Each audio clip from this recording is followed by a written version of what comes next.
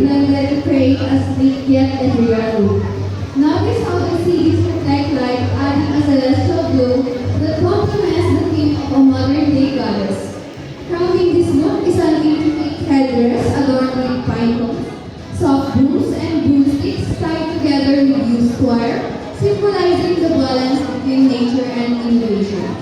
Completing the ensemble is a striking fan designed from recycled carton and plastic wrappers, demonstrating how everyday materials can transform into symbols of elegance. Ladies and gentlemen, this is more than just an outfit, it's a celebration of ingenuity, sustainability, and divine beauty. Let's give it up for contestant number 5. Thank you so much, contestant number 5.